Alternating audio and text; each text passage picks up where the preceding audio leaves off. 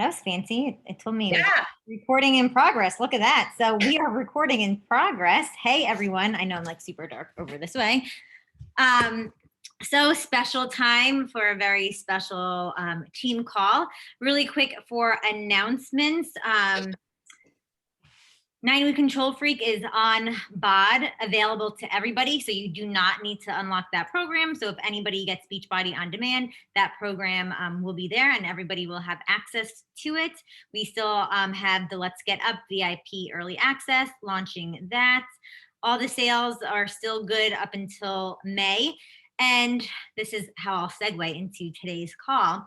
Now is the perfect time to invite and follow up with people because it's the last, 6-7 days of the month. And we have goals, right, of like hitting Success Club, but most people don't follow up because of the lack of confidence or the fear behind what that follow-up might mean. So Lisa is actually my coach, who I didn't technically get to pick. She was randomly assigned to me, thank God. The universe definitely came and brought us both together. So I was a free customer for her. And I won't talk about my story. I'm going to shoot it over to Lisa, and she's going to tell you how she got started in the business, a little 1-minute story. And then she's just going to dive on in. Lisa is one of my closest friends. She really helped. Without her, I definitely would not be where I am today in this business because I did lack the confidence, which I knew was inside of me, but she was just able to kind of bring that out for me. So that's what she's gonna talk about today. So thanks, Lisa. Thanks so much for having me. I love telling that you were barely on Facebook and you were so afraid to post. And, that took a long time to get confidence up, to be able to just go for it. And I remember you used to just post and then run and hide away from it. And it's just like, it's really good, especially for people who have been watching you for a while, who might not know that is something that Rose created on purpose by doing. And so, okay, so I have been a coach, just reached 11 years on May 10th, which is crazy. Let's see, I was 225 pounds. I was broke, living with my parents, a single mother, and had pre-diabetes and on 2 high blood pressure medicines. My daughter was 3 years old, and I had a friend who kept giving me little samples of Shakeology. And as a holistic health practitioner, I just kept shoving them in a drawer for a year. And he is a very close friend of mine, Bob Lucido. I had known him already at that point for 10 years. And it wasn't until my daughter looked at me and my big belly and very lovingly said, "Mom, when am I going to be as big as you?" And it just kind of just hit me in that moment that I am her role model for everything. And at the time, because I had a very complicated pregnancy, she was in the NICU, and I had health problems because of eclampsia. I had a tremendous amount of debt from all the medical bills and not being able to work. And so here I was, 40 years old, living with my parents with a 3-year-old. And she said that to me, just hit me like a ton of brick. I'm like, oh my God, this is not going to be my life. And I went to my doctors and they told me I qualified for welfare. And I remember getting the food stamps and being in line at the grocery store, and I just froze and I couldn't use them. And I think it's a great program and helps so many people. But in that moment, I knew that that was not the trajectory of my life. And I refused to accept it. I called my friend. I said, I want to lose weight. I'm super skeptical. So I said, can I quit? Do I have to buy anything up front? Okay, I'm going to give it 3 months, but I also want to do the business. I lost God, 15 pounds my first month. And I hit diamond in 30 days and 1 star by the end of a year. And I just went for it. And fast forward 10 years, I'm in the Millionaire Club. I got the Financial Freedom Award. I got they don't give it anymore, but I walked across stage at Summit for paying off all my debt. And I bought my first house like 4 years ago, and just I lost almost 100 pounds. And yeah, I don't have diabetes anymore. I'm off all medication. So to say that this business changed my life is an understatement. I totally went after it, and I'm so glad that I did. And then Rose came through, like she said, the customer program, and I just followed up. I got her on the phone multiple times, and I just saw something in her that I knew that she would be great at this. And look what she's created. You know, she did it. She's amazing. So that kind of segues into confidence. So I apologize. I did not listen to last week's call. So if I repeat anything, it's good to hear things more than once, right? So first off, I just want to say that confidence is different than self-confidence.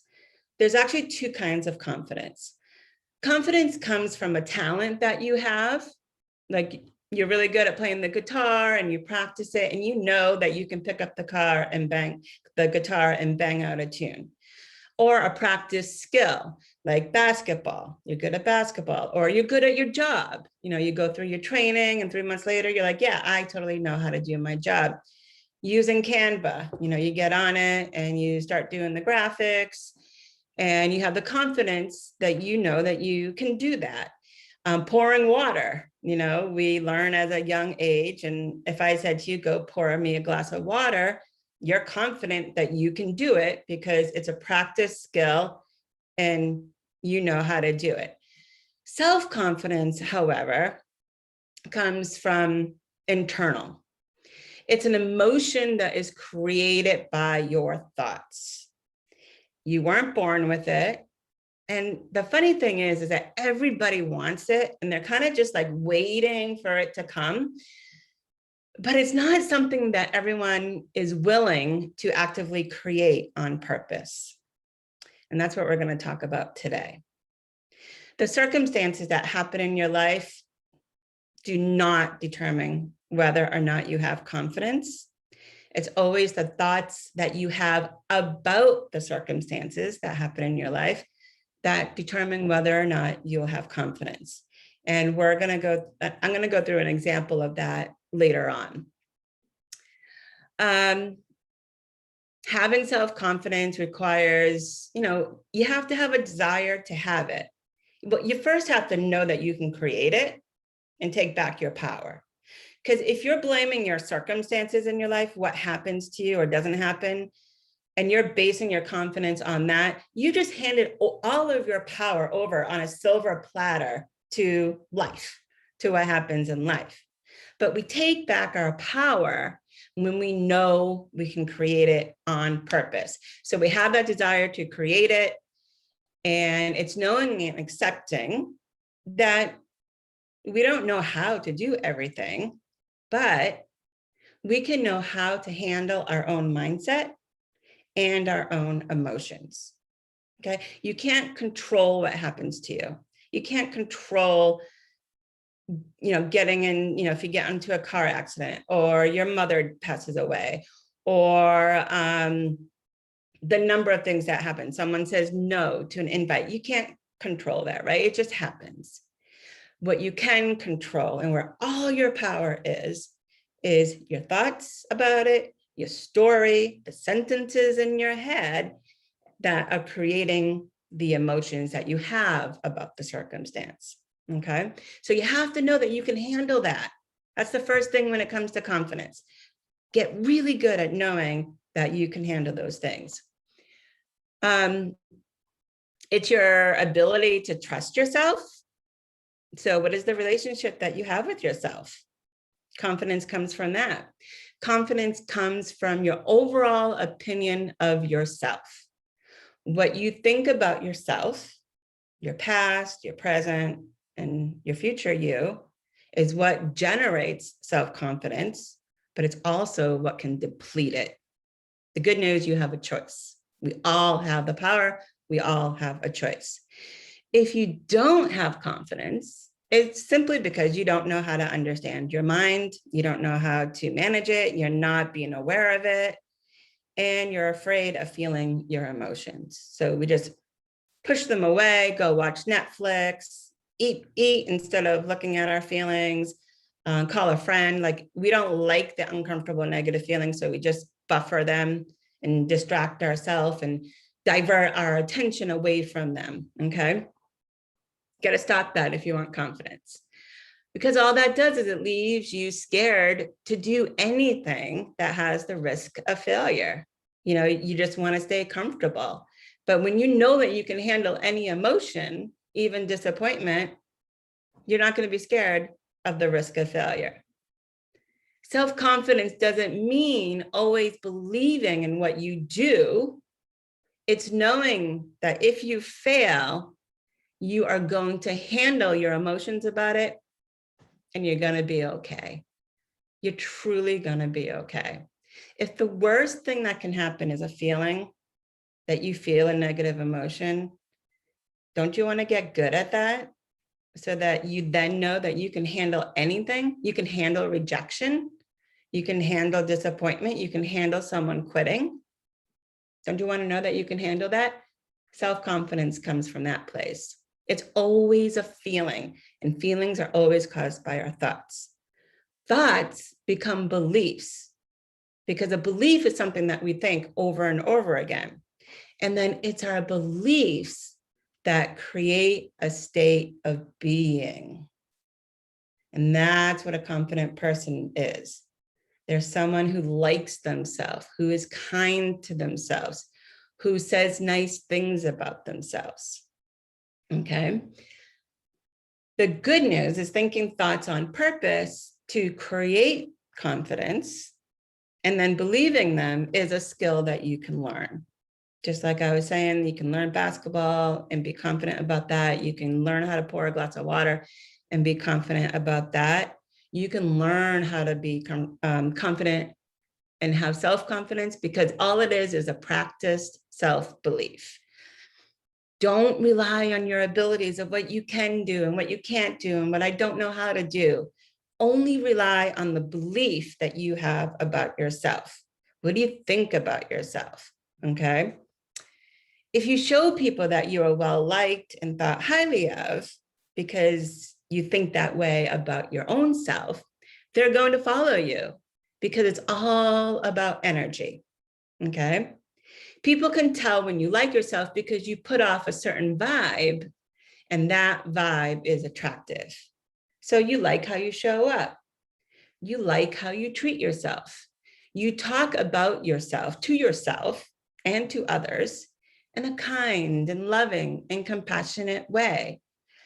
It's always about how you speak about yourself and how you speak about your life. So start paying attention to the thoughts that come out of your mouth. Are you apologizing for yourself? Are you making excuses for yourself? Are you thinking that you're not as good as someone else? Just start paying attention to the sentences in your head, the narrative in your head about yourself and about your life. Okay. Are you always complaining about it? Are you always thinking that you're stupid or that you mess things up? That's what you gotta stop doing. It just happens. And I'm going to talk about that too. But, so have compassion for yourself, but just get curious. I really wonder what I think about myself. Okay. Because when you speak about yourself and your life in a really positive way, you're going to, as a result, naturally reciprocate that onto others. Why? Because when you learn to fill yourself up with love, approval, kindness, and acceptance, you will no longer be seeking to get it externally from others. Okay, I'm going to repeat that because it's so important.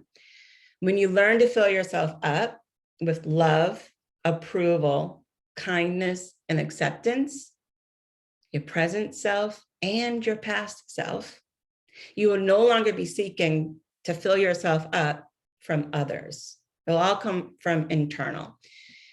So when that happens, you'll just be able to love other people, no matter if they say yes or no, no matter what they do, you'll be able to love them because you're so full of all that acceptance that it just overflows.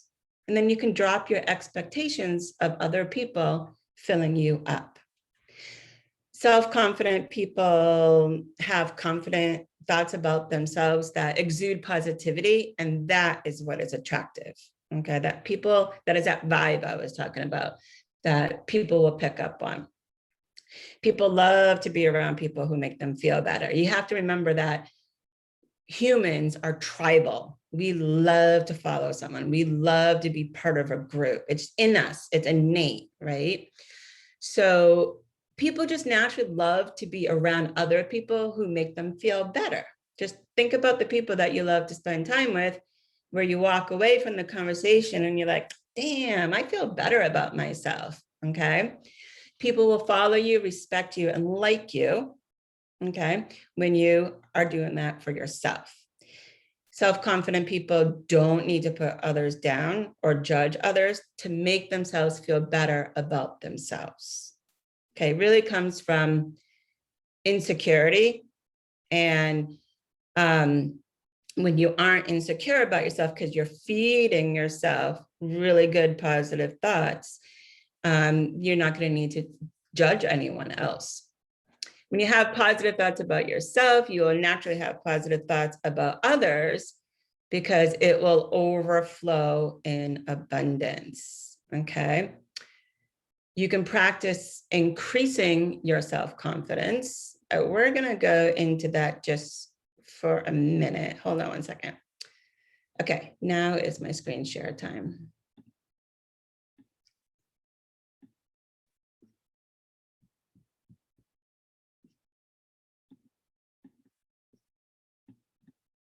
Yep, okay. Rose, you can see my screen, right? Okay, so journal prompt. Yeah, you're good, sorry. Okay, cool, that's fine. I realized that you had it muted. So journal prompt, okay. You are always a story you tell yourself about yourself. So number one, write out the story that you currently tell about yourself. Just get it all out, do a big brain dump. Then when you're all done with that, you're going to write out the story that you want to practice saying and telling about yourself. Okay, and the more you practice saying it to yourself, the more you'll catch the words when you're talking to other people. You'll like, it's almost like you start to see, like in Sesame Street, when you can see the words coming out of your mouth, like you'll catch it and you'll go, oh, damn, I'm telling that old story again. That's totally normal. Our brains are programmed with all of those stories and all of those experiences. So you'll just start to catch yourself, but you won't be able to catch yourself if you don't write it down and you don't practice it.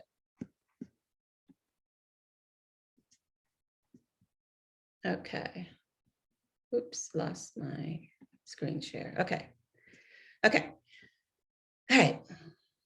So obviously, you know that you need to practice increasing your self-confidence intentionally, deliberately, and on purpose.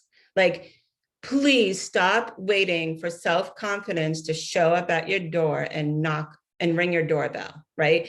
It's like wanting to date and find a boyfriend or a girlfriend, but you're just sitting at home watching Netflix. They're not going to show up at your door with a bouquet of flowers and some chocolates and say, hey, you want to go out? Okay. Self-confidence is like that. It's not a sit down dinner. If anyone that I've coached knows that I love this analogy. When you go sit down at a dinner, they bring the food to you, right? This is a buffet. You have to get off your ass and go get it, right? They're not going to bring it to you. You have to get confidence yourself by cultivating it, right? It comes from changing your thoughts and then practicing them. Okay, the tough news is our brain does not produce self-confidence naturally. Such a bummer. I really wish it did. Like I was saying, you're not born with it. Now, you might have grown up, if you're lucky, with parents and teachers and peers and boyfriends and girlfriends and bosses who fed you like good, super empowering, awesome, you're the best thoughts, and those are all stored in there, then it might come naturally to you. But most of us have some crap in there. So you have to be willing to change them yourself and then practice them, okay? So the brain does not produce them naturally. And guess what? Guess what the brain produces naturally, innately? Fear, worry, and doubt.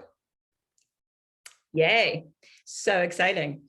So why does it do that? We have a primal brain that we're born with that served a purpose when we were cave people. It kept us in the cave where it's safe. That's our comfort zone, okay?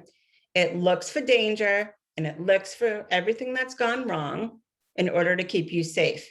If your brain is looking at what's wrong and what I need to fix, just know that it's working perfectly, okay? That's the way it's designed.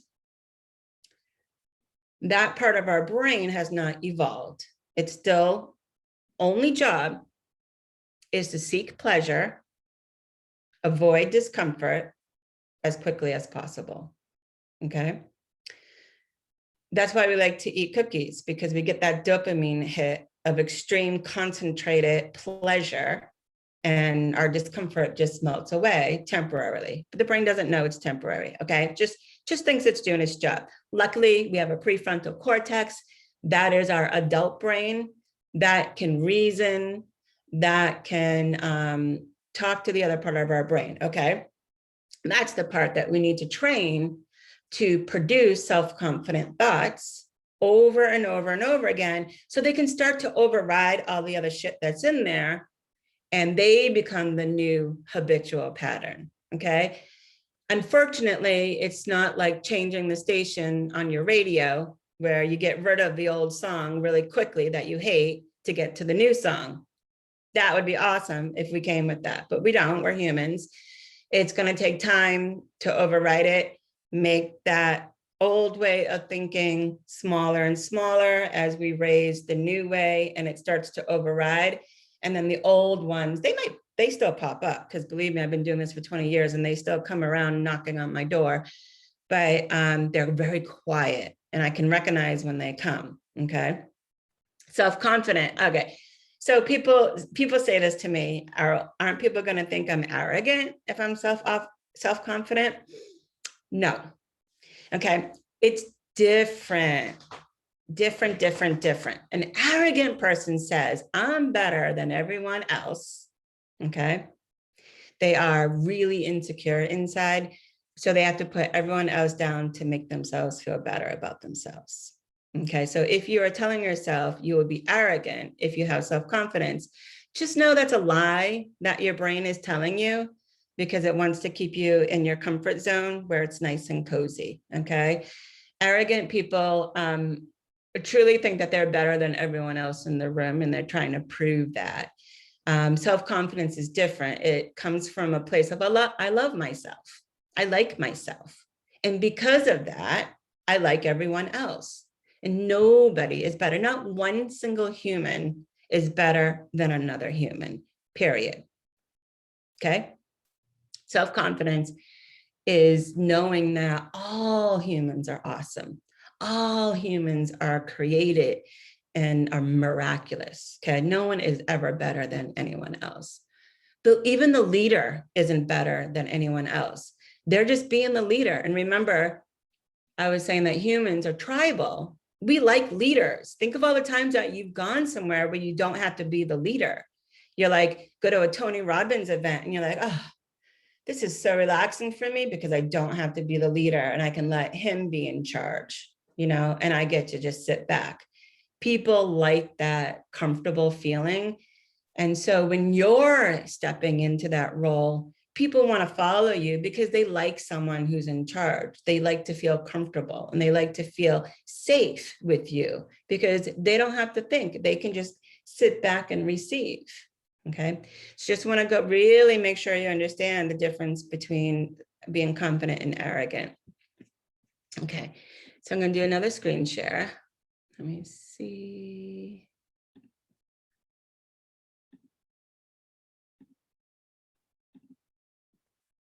Okay, here I came up with some great intentional thoughts for you to start practicing. Please make your own and take whatever you want from me.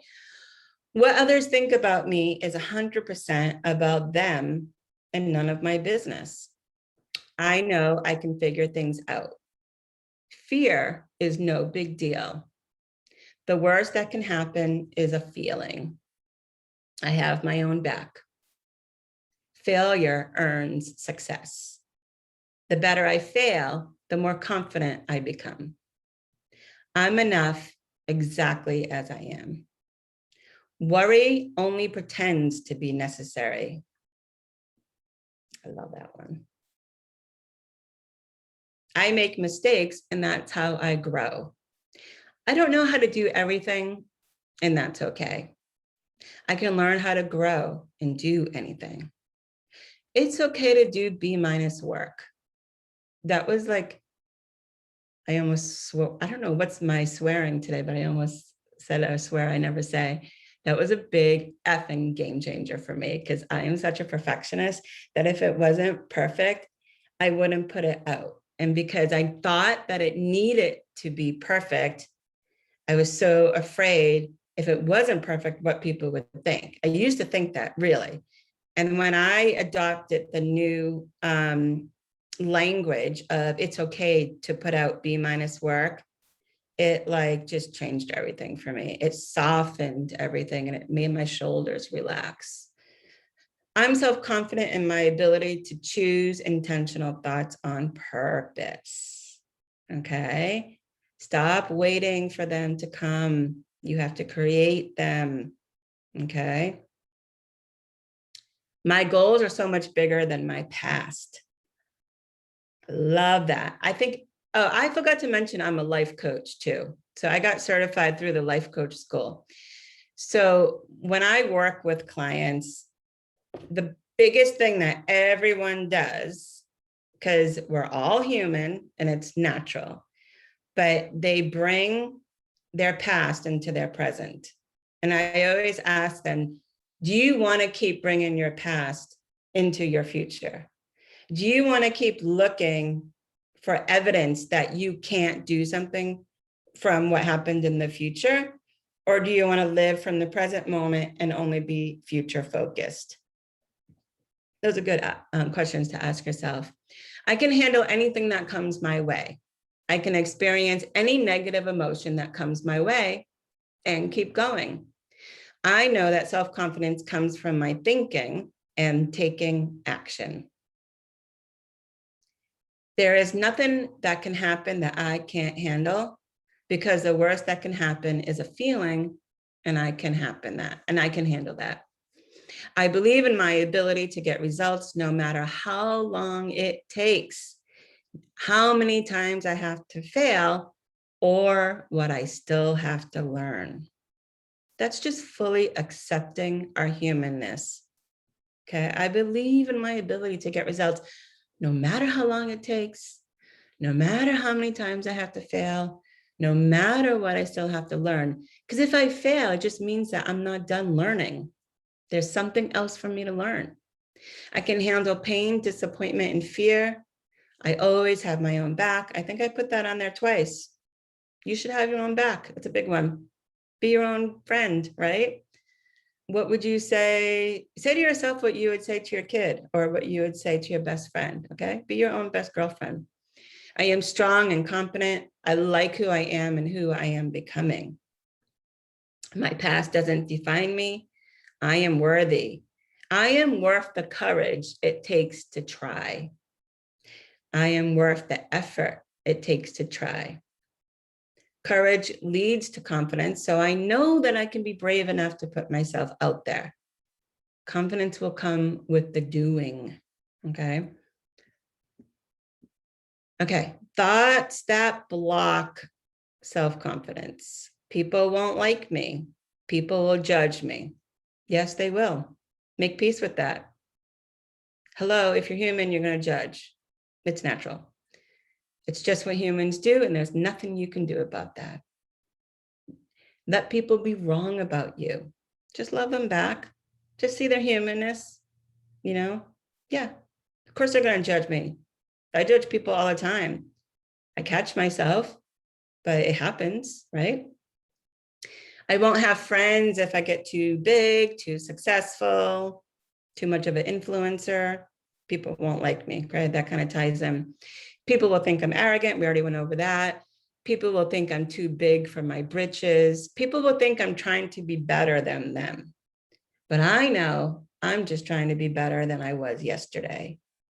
There is no human being that is better than any other. And we've gone over that. Now, I just remembered, hold on one second. I wrote something down yesterday and I didn't put it on my notes. Who does she think she is? That's what a lot of people will think, other people will say. Well, it just appears she is someone living her life unconcerned with what you think. Right? I love that. I don't want much attention. I get this one a lot, especially with new coaches. I don't want people paying attention to me and know too much about my life. Why? Did you ever stop to like investigate that and get curious about where that came from? Ask yourself why. Give yourself permission to go out into the world and do amazing things.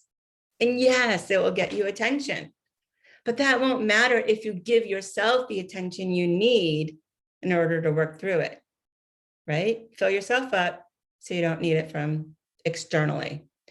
I'm different than someone who is super successful. That is a huge block to confidence, right? I don't know how. I hear that all the time. So stop it, please. They are special, privileged, and lucky, you know, especially in our business. Holy cow, you see the elites and the super diamonds and all these super successful people, and you know they were just lucky they got in early. These are all thoughts that will block your own confidence. Rejection is the worst thing that can happen. Other people's opinions define me. The less risk I take, the better. Confidence is something you either have or you don't have. But you just learned from me, and hopefully, I don't know what else you guys are listening to, or everyone's saying the same thing. That's a big fat lie. Okay. My looks, my upbringing, or my intelligence determines my confidence. Okay. I'll piggyback with what I was talking about with like superstar diamonds and the beach body Barbies that are out there. Like, you just have to know that that's not true. Being afraid means I am not confident. Bullshit. Confident people are comfortable. Okay, yeah, sorry, I'm reading this wrong. Okay, confident people are comfortable and don't feel afraid. So with those two, just know that's not true. I haven't talked to one single leader, no matter who they are, that isn't afraid to try something new. Okay, everybody. Journal prompt. If you went for all your dreams and achieved them, what would people think? You know, just really think about that. Hey, what if I went for this and I became a leader and I had a big team and my own team page and I got, you know, 6 figures and I was in the millionaire club. What would people think? Just do a brain dump and get it all out. And then if you went for all your dreams and failed, what would people think? Just get it all out.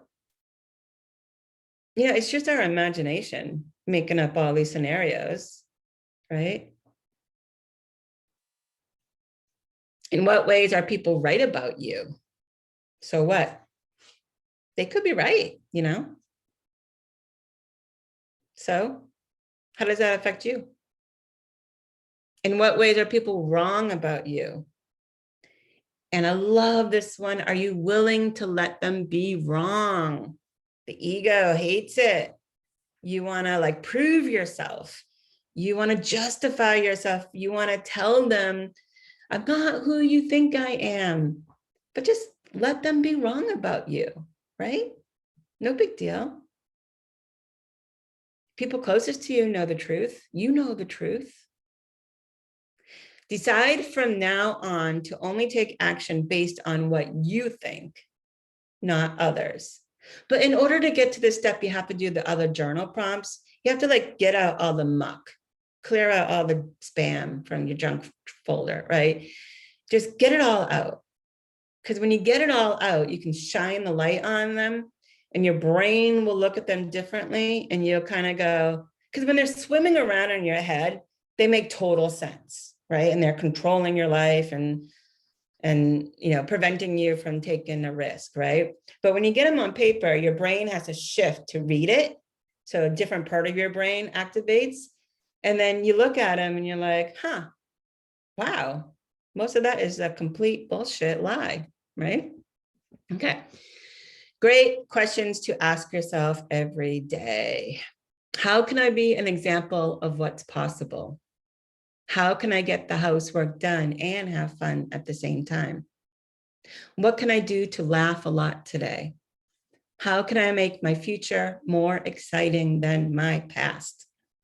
What can I do to feel my emotions today instead of pushing them aside?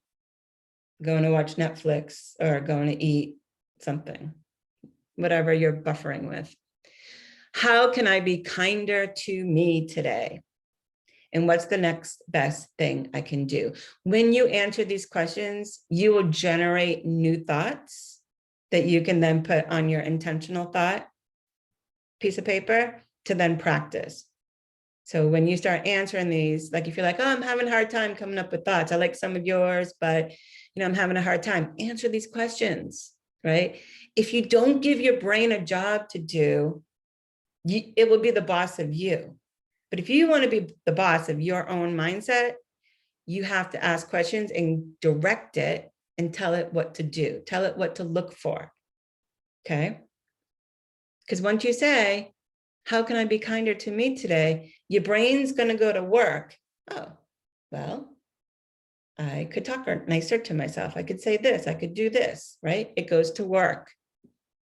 On default, it goes to work with fear, negativity, judgment.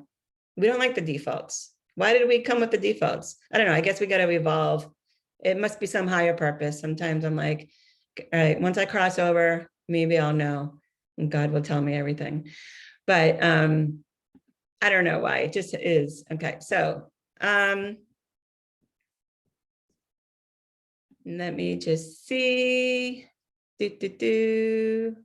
Okay, I'm running behind. So I'm almost done. Self-confident people cultivate a future-based mindset. They don't base whether they are confident or not from something that they did or did not do from the past. They go, okay, there must be a reason that happened. What do I need to learn from it? And then move on. Don't bring your past into your future. When you go to the past looking for evidence of what you can and cannot do, you are blocking yourself from your future. You're blocking yourself from confidence. You are blocking yourself from knowing that you can learn and grow and become. You don't need evidence from your past, either what you've accomplished, what you haven't accomplished, to be confident. Stop it. You just don't. Self-confident people will take action, then they'll fail, then they learn from them, and then they try again. They don't expect perfection, and they make peace with the B- work, right? So that was just a little recap at the end. So what I have decided to do is coach someone. So let me bring it to gallery view. Because it's one thing to like know all this stuff. And then it's like, okay, well, great. This all sounds great. How do I do it? Right? Let's walk it through.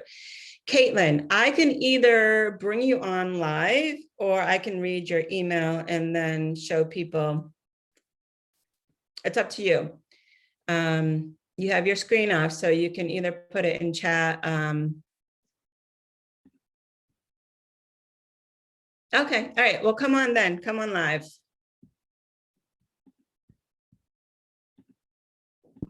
Hi, Caitlin. Hi. Hi. Thank you so much for doing this. I think it's great. Now, do you want to read the email that you sent to me? Yeah. Do you feel comfortable with that? Don't even remember everything I said. So I know part of it I had put on there that, going through my mom being really sick and losing my mom in November, like put a huge damper on everything, and I just kind of put things on halt. I showed up every day and did my workouts, but like I didn't really do posts. I didn't really do invites. I didn't do any follow-ups, and then I just kind of felt like I lost that fire that I had. And then there were parts where like I started to come back, and then I guess I lost that confidence. So I was like, oh my God, I was so scared to do anything again. Like I was afraid to invite people. I was afraid to follow up with people because they hadn't heard from me in so long. So, and I hadn't been making posts. So I was like, these people are going to be like, why is she trying to get me to join her if we don't even know if she's doing it? Um, and then back in March, um, I was back into my workouts and posting, and I was feeling really good. And then I suffered a really bad concussion at work that I'm still suffering from now. So I try my hardest to, still make posts, and I've been inviting and things like that. And this month has actually been better for me. It's actually been one of my best months. But I feel like I still have those issues from the beginning of the call that you said, with that follow up. With the confidence thing, I'm so scared to just follow up because I don't know what they're thinking or what they'll say, or, I know I can do it, but there's just that something that's just holding me back. Okay, awesome. Thank you so much. I really super appreciate your being willing to share with everyone. Yeah. So what I'm going to do is I'm just going to show you what your mind is doing. Okay. Because the more that you can have awareness of that, then you have something to work with, right? Okay. So the way that you presented it to me in the email, it's as if you were telling me the news. You're like, this happened, this happened, this happened, and this happened, right? Right. So the first thing that we want to do is we want to look at the facts of the circumstances that happen versus the thoughts that we have about it. Okay. So I'm just going to bring over and just tell me, can you see this whole, let me just bring it. Can you see all of it? There you go. That's good. Okay, that's good. So this is, everyone, this is what she told me in her email. I'm suffering from a head injury. I've been struggling to show up. I feel like I come across as salesy. I always get the objection of entering the social security number. I lost my fire when my mom passed. I feel lost, and I've lost my fire and I can't bounce back. Okay. And she was just telling me a story. She was saying, okay, why don't I feel confident? These are all the reasons why, as if they were all facts. Okay. The circumstances in our life, we get to choose what we think about them, right? So for example, the first one, okay, I'm suffering from a head injury. The fact is, you have a head injury, okay? That is the fact. The suffering part is optional. The suffering part comes from the thoughts that you have about it, okay, and the story that you have around it. The fact is, I have a head injury, okay? And you can see what all the sentences that you have that you're telling yourself are creating the results in your life. And I'm going to walk you through that. So everything that you've been telling yourself is manifesting in your life, because that's just how it works. It always provides our results that we get. I've been struggling to show up. I feel like I come across as salesy. I always get the objection of social security number. And when you tell yourself over and over again, that is what you're going to keep getting over and over again. So I'd like you to, and I lost my fire and I can't bounce back. This is your mindset right now. This is the dialogue that's going on in your head that you're telling yourself and then others, right? Which is great news because your email revealed to you all of the thoughts that are in your life, right? Right. Good news is we can work with all of this, okay? So choose one, choose any of them. You just pick one that we're going to work with. Let's work with the one how like I just feel lost. Okay, I feel lost. Okay.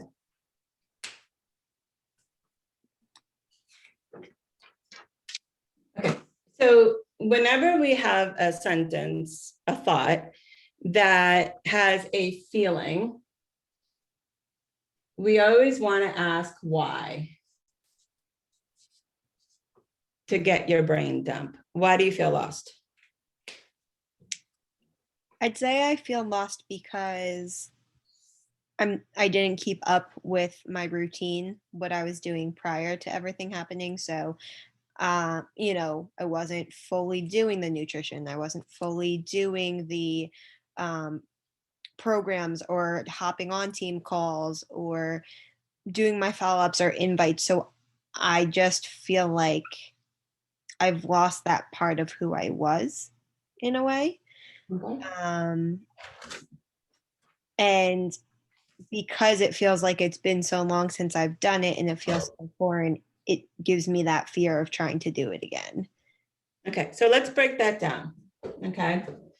So the circumstance is that you didn't do posts and follow-ups. That's just a fact. You didn't do it. Right. Okay. Your thought about that is what?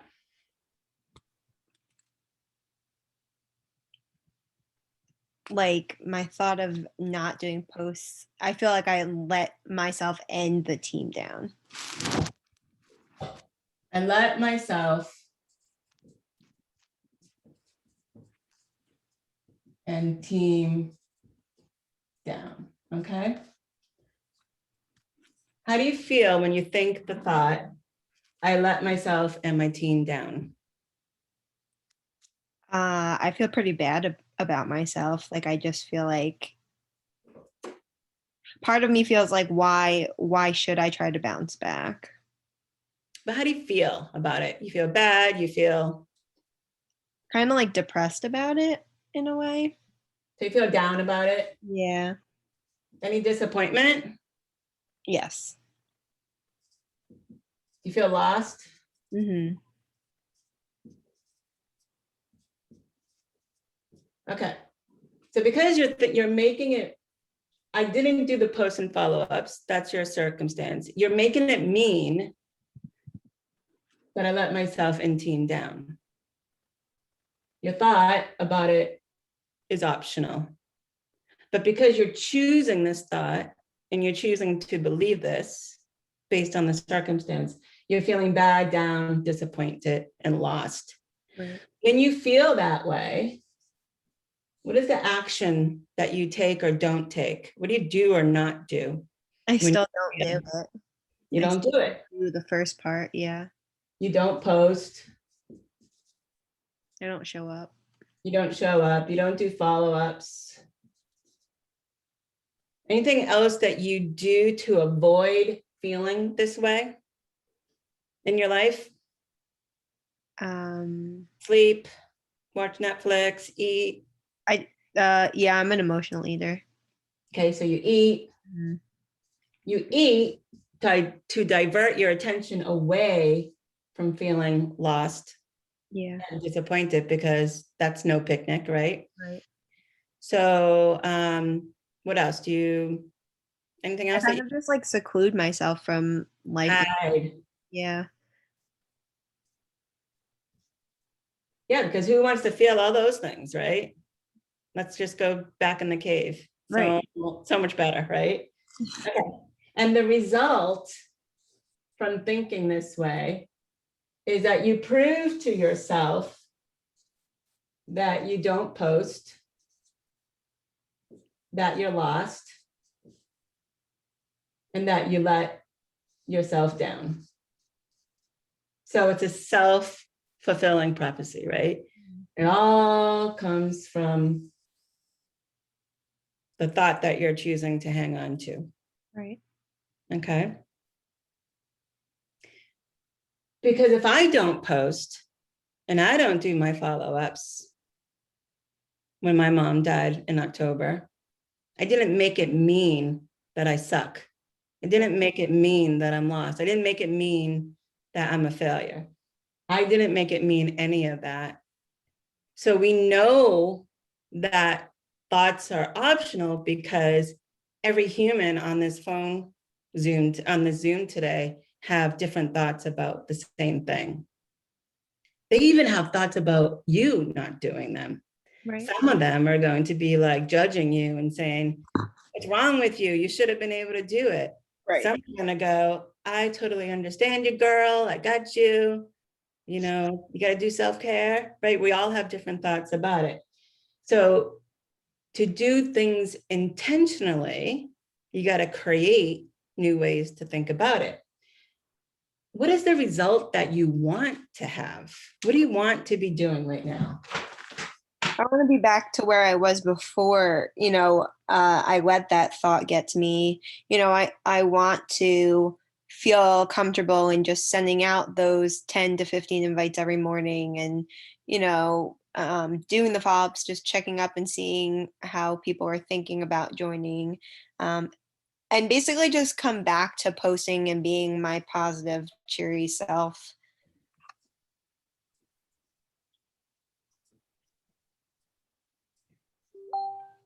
Okay, so you want to get back to posting, doing your follow-ups, and you want to show up for you and your team. Right. That's the result that you want. Okay. So notice that none of this has to do with confidence, right? Right. We haven't even mentioned confidence, right? It all comes from thoughts, the think, feel, act cycle. What I think generates what I feel, and then it motivates my actions or my inactions, and then it creates the results in my life. So in order for you to get those results, what do you have to do? What are the actions that you have to do? So I'd say take it like a little bit at a time, like add one thing at a time, just so, because I know myself too. And if I try to do too much at one time, I get overwhelmed. Okay, so add one thing on to-do list. Okay. So, in order to get the result that you want of showing up, you'll have to post. Right. Post. At least once a day, right? Mm-hmm. Okay, maybe one follow-up a day. So one thing at a time. One thing at a time, yeah. All right. What else do you need to do in order to get those results? I think also reaching out to my resources too, reach out to Ashley, my coach, reach out to Jess, who's my success partner, and just lean on the people that I have. So your upline and your success partner. What do you need to stop doing in order to get these results? Stop believing that I can't do what I used to do. Yeah. So interrupt beliefs, false beliefs, question them. And stop the comparison too, because that's huge. Stop comparing. Okay.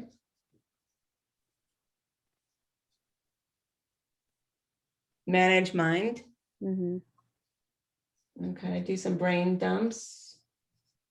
Okay. And I think also too, giving myself some of that grace period too, because it wasn't just my mom passing. There was actually a lot of huge things happening all at once that just kind of piled on top of me. But I'm also the kind of person that's too hard on myself. So I always think like, okay, well, someone else is going through something. And I'm like, I always try to make it seem like my thing isn't as important as other people's things. So you're beating yourself up. And so you need to stop beating yourself up Yeah. and be nicer to yourself. Right. Okay.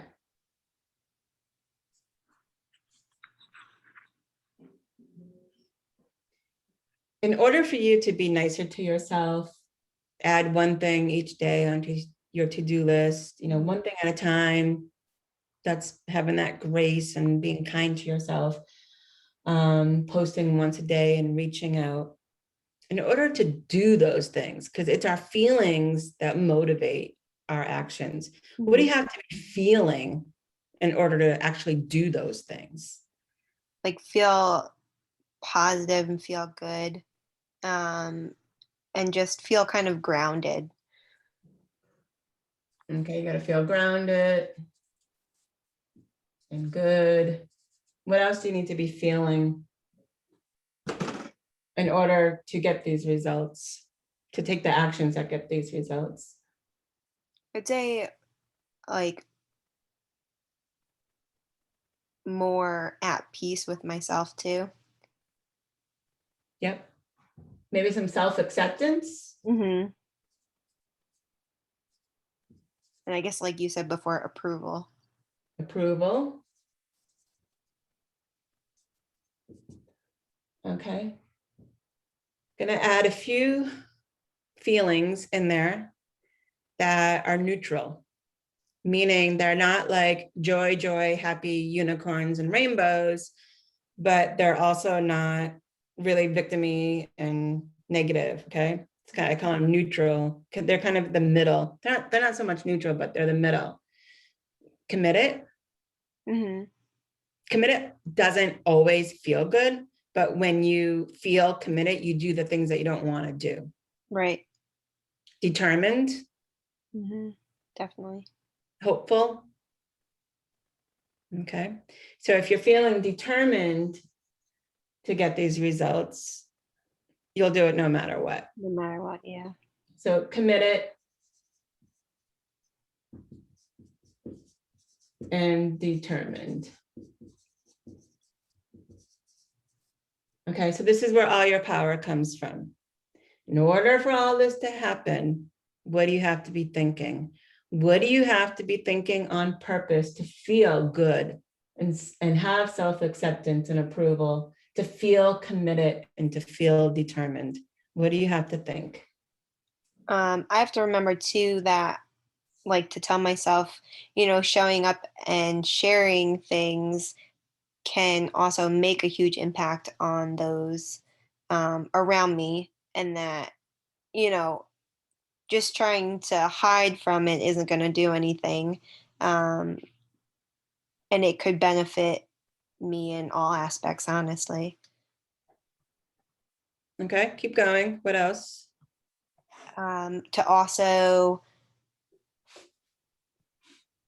I liked from the team call that we had last week with Rose, because she said, the second you wake up, you should listen to like personal development podcast. And I think that's huge, because the second you wake up, your brain doesn't have a chance to think any of those, like, I don't want to show up, or this is how I'm feeling this morning. Like, just change my whole mindset from the second I roll out of bed. Yeah, that's a great way to manage your mindset. And that's going to be here in the action line. But in order for you to feel committed to do that, what do you have to be thinking? I can do it. I've done it before. Yeah. I'm going to just stop right there. That's perfect for you.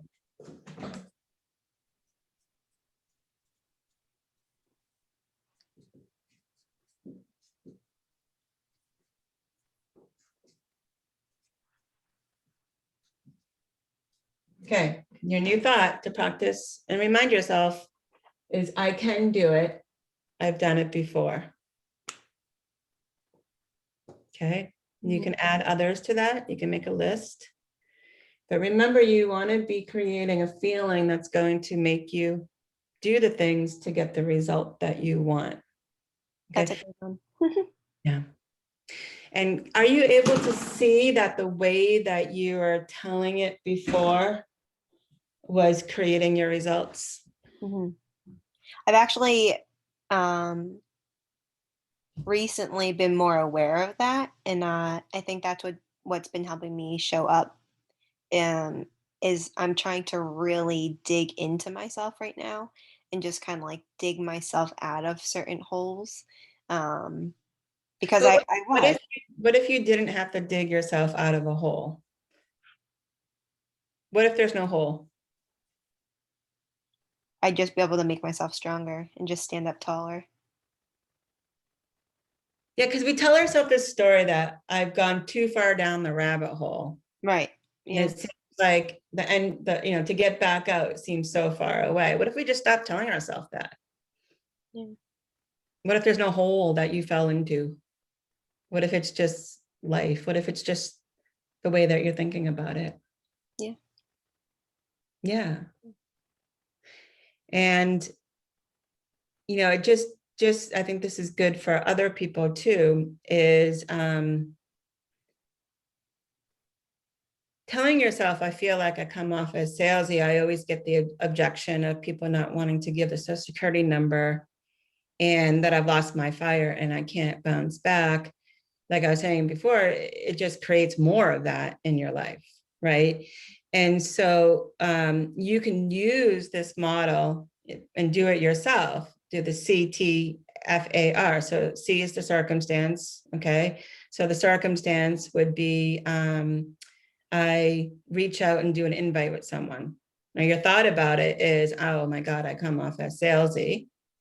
You feel, what do you feel when you think that? Like I'm too scared to do it. It Yeah, like scared. it's the reason not to do it. It's, Exactly. yeah. Yeah. And what you do is you eat, hide. Yeah. You don't want to feel anything, Right. right? Hmm. And then what, you don't reach out to people. Mm-mm. Yeah. And then of course you don't get the results that you want. Yeah. We can learn to change the story that we have about it Hmm. and practice that. That will give you the courage to do it. And the more courage that you are willing to take, the more self-confident you will become. Yeah, you can Thank totally you. do it. You can totally do it. All right, thanks for coming on. I really appreciate No, I that. appreciate it so much. Yeah. All right, Rose, over to you. Oh, geez. I love how like you just do it step by step and just break it down like that because it just puts the power back into our control instead of this bigger thing that we try and make it, right? Do we have any time for questions? Yeah, totally. I got time. Does anybody have any questions for Lisa?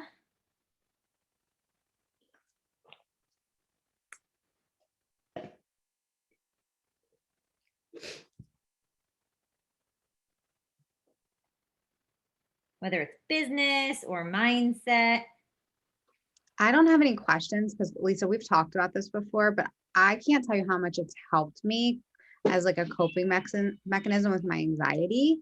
Um, like and trying to help others do the same, like and how it's not like what's going on, the situation, it's like your thoughts and like having patience, just thinking about like what's the worst that's going to happen. Like with my kids, especially, like it's funny, like this just doesn't apply to like business, but like my overall life and how it's made business run more smoothly because like I'm more calm, I'm more patient, and it's an ongoing like process. It's always, and I have freakouts, but like I'm so much more aware of like, like I think we talked about like the milk spilled. Do I freak out because the milk spilled? Like, is that going to help anybody? But that's what you want to do because the milk spilled. But like, what if we just said, it's okay, we'll clean it up and we move on? Like two different ways it could have gone. And then my kids' reaction to it, and then how I feel afterwards, and how the rest of the day goes, where I could have just said, oh, the milk spilled. What's the big deal? Let me clean it up. My kids are still happy. We can move on. Like those thoughts and like the thoughts and like thinking about like the situation versus the thought, like what's going to happen next has been like huge in every aspect of like of my life. Thank you. It was a huge game changer for me, and thanks for sharing that. Like making everything neutral, like I was saying to Caitlin, like it. She presented her email, and which we all do, by the way, as if you're telling me the news. Like it's just facts. Like we're in a court of law, and all the lawyers would say objection to it because it's all your thoughts about it, and making it neutral. Like I had a client the other day say, well, I won't go there, but actually getting back to the kids spilling milk, usually what happens is my kid spilled milk and it's a huge mess all over it's a disaster. When we neutralize it and say it's a disaster is the thought, the circumstance is just milk was spilled. It's optional what you get to think about it. And then you can apply that to everything in your life, right? Even to the fact like my husband was a jerk. No, your husband wasn't a jerk. Your husband said words and you had a thought that that was him being jerky, right? And we start, I know we want to hold on to that because, our ego loves the little wubbies, like, because we want to be right, right? I think also like the feeling of pity for yourself. Like I want to feel sorry for myself. Like my husband did this to me. What a jerk for doing that to me. Now I'm going to feel sorry for myself. The one I did have a question though, and I was kind of in and out with the call. You said don't revert to your past. Now I revert to my past a lot when I feel like for example, like I was doing the work. It was a hard program. And I kept telling myself, I went through, like, I would be like, my mom died and I gave birth to 2 kids. This is nothing. Like I can do this. Like I would like telling myself, like I'd revert back to my past. Like I'm always like, I went through this because we all have our struggles. And I kind of use my past to propel me forward, if that makes sense. Is that something I should like stop doing? Or I'm really glad you said that. That's a clarification. If you're using your past to propel you into the future that you want to be creating, and it's serving you by creating the thoughts and the feelings and the actions that you want, then that's different. I'm talking about looking to your past as evidence of why you can't do something, or why it's so hard for you, or why your life is so hard and it's easier for someone else. Because I had a traumatic childhood, I can't do what she did. So you're using your past against yourself and keeping yourself stuck in that pattern by bringing it into your future. And then that's when we need to interrupt it and say, can I tell this story in a different way? Yeah. Can I say, my childhood was perfect because it made me the person I am today. My childhood is perfect because I had to seek out spirituality because I didn't get the love from my mother and acceptance. I had to learn how to give it to myself because of that. And then you change the story you have about it, and that pulls you into a place of empowerment. Whereas using your past experiences as an excuse why you can't do something in your present and future is holding on to that victim mentality. That serves people because it gets them attention. Yeah. For me, I feel so bad for you. Oh my God, that happened to you. It serves a purpose. Just know that and say, wow, do I really want to get this clouded attention, the pity party, right? And continue telling it this way. I just helped a woman last week recreate the story. Her parents never let her sleep in their bed, even when she was scared of thunderstorms or having nightmares. And she is well into her 50s, and she has made it mean her entire life, my parents don't love me, my parents don't comfort me, and I am not worthy of comfort, right? And so we're working on changing that story. The fact is, parents didn't let me sleep in my bed. As a child, it felt those things, but as emotional adulthood, The fact just is my parents didn't let me sleep in my bed, and you can choose what you want to think about it and how you tell the story to others. My parents didn't let me sleep in their bed, and that's okay. My mom was tired, they showed love in other ways, and she was able, because I said, where did they show you love? They gave me wonderful birthday parties and wonderful cake. They snuggled on the couch and shared popcorn during a movie, like all these other things that the brain forgets because it's focused on this one thing. And that she's making it mean her whole life that she's not worthy of attention, right? Does That's that make sense? incredible. Wow. My poor, I don't know, like, I guess as parents, like, who knows what we're doing is right or wrong. Like that's amazing that's what that came from. Everything that we do as a parent is right because it's part of that other person's evolution. It's all the way it's supposed to be. Okay. The things that you don't give to your children will help them be able to have their own healing journey. Okay. Wow. Thank you. I appreciate it. I was going to say one more thing. I can't remember what it was though. Sorry, I probably interrupted you. No. Yeah, so just to rehash that, like, if you're going into your past to help you get what you want in your life and it's serving you well, keep it. But if it's not serving you well and it's hindering you and blocking you and keeping you small, then change it. It took me many, many years. I mean, my mom passed away when I was 16. I mean, it's been 20 years to get to a point where it's now helped me, where like when it was fresh and new, you didn't want to know me then. It was really bad, but it took many years to get to a point where I flipped the switch where it was like, this is what she would want for me. She would want me to do these things, want me to be better than her, want me to succeed, so I started using that as, instead of her death like hindering me from doing things and feeling bad for myself, I started using it as, no, let's flip the switch. What would she want? If she was here, what would she want for me? So that took a really long time. That just didn't like come out of like nowhere. That took a lot of therapy. Yeah, absolutely. And, you have to look at what is the relationship that you have with your past self, and what is the relationship that you have with your future self? That's a whole other call. But if you're looking at the past self, like everything that you went through at that time brought you to a place now that if you met someone around that age who lost their mother, you're going to be able to have empathy, compassion, understanding. You're going to be able to coach them and help them get through it. Like it served a purpose to make you the person that you are now. And then you can go out and help others.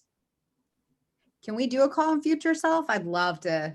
Totally. I got lots of material on that. That would be a really good. Thank you so much. This was really nice. You're welcome. Thank you for being brave enough to share.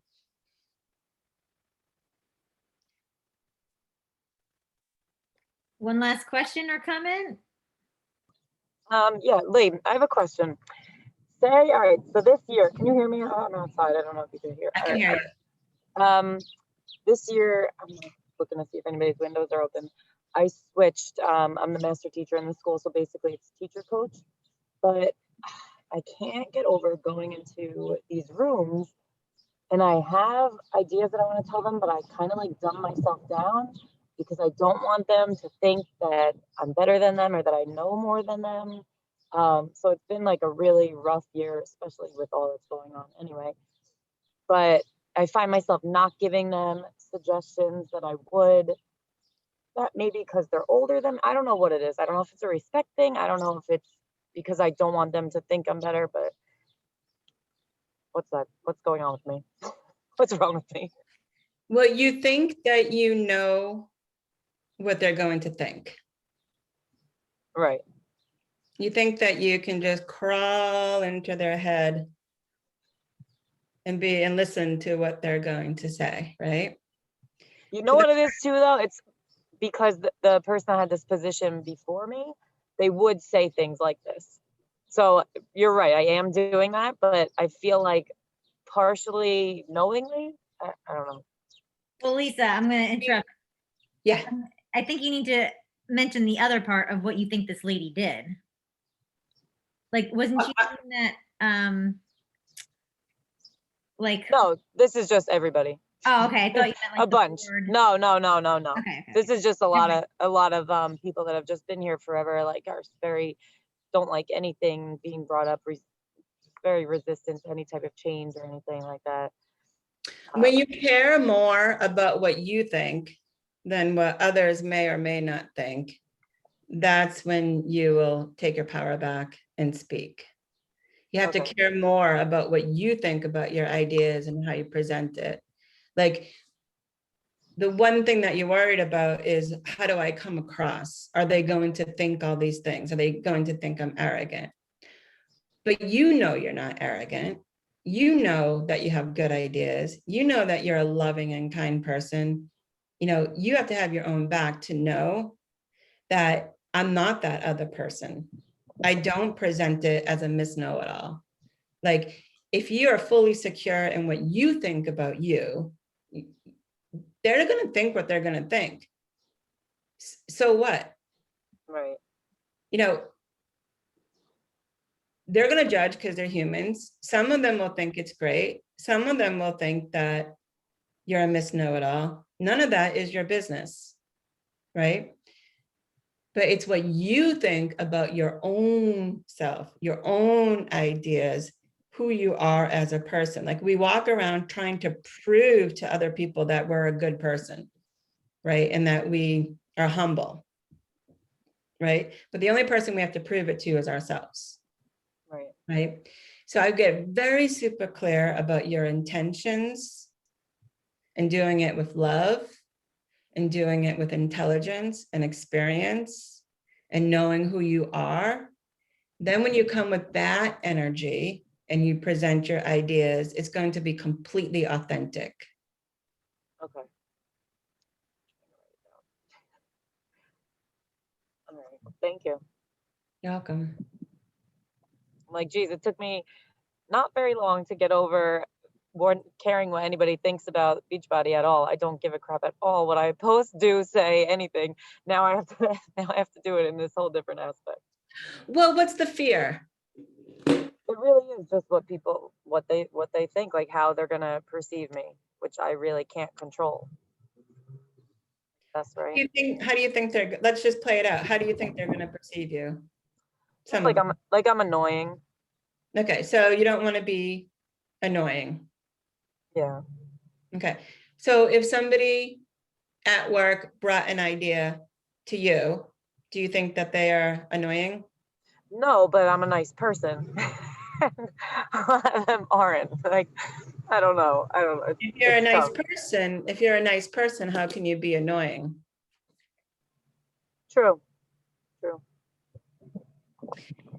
And if they perceive you as annoying, that's about them, right? So I always look at, like, what is my fear here? And where is my fear coming from? Okay, I think that they're going to think I'm annoying. So what? Is that enough? Is that a compelling enough reason to keep myself small? Yeah. Is that a compelling enough reason to stuff all my wonderful, amazing ideas down and lock them inside? Is it worth it? Like, what's the trade-off of someone thinking, is it worth risking someone thinking that you're annoying? 1 out of 10 people, right? Is it worth it? Answer it. Is it worth it? No, definitely not. Yeah. All right. Thank you. You know, it's that getting back to that risk of failure, taking any risk and getting out of our comfort zone and what other people are going to think of ourselves brings up a feeling in us. You know, we all have a desire for everyone to like me. If someone doesn't like me, then I feel not worthy, not good enough, right? And so if you can handle that, you can handle anything. Can you handle feeling not good enough for half a day? And knowing that you can manage your mindset around it and do the work. Okay, I'm going to do this. I'm not going to feel good enough. I'm going to have all these things come up, but I know how to do a brain dump. I know how to do what Lisa taught me. I know how to sit with these feelings that I don't like. I know I can handle it. That's where your confidence comes from. Knowing that you can handle it no matter what. I can handle my mind. I can handle my feelings. And I can get myself back to liking myself, even if someone else doesn't.